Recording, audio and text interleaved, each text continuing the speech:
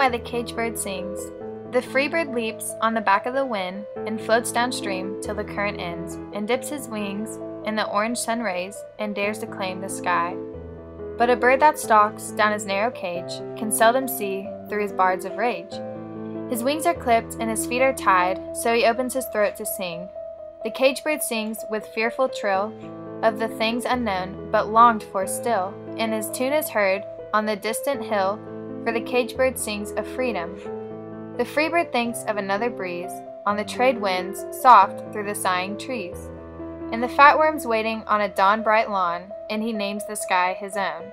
But a caged bird stands on the grave of dreams, his shadow shouts on a nightmare scream. His wings are clipped and his feet are tied, so he opens his throat to sing.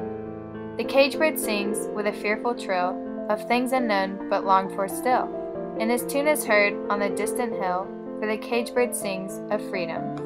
By Maya Angelou.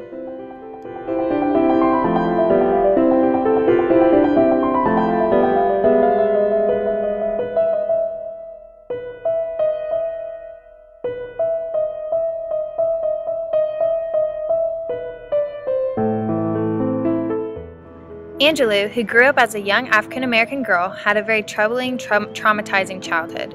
During these years, she struggled against the odds of being black at a time when prejudice, especially in the South, was at its height.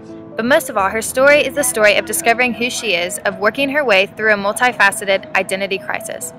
Angelou writes of this in her poems and works. She writes of how hard it was to grow up in that difficult time period.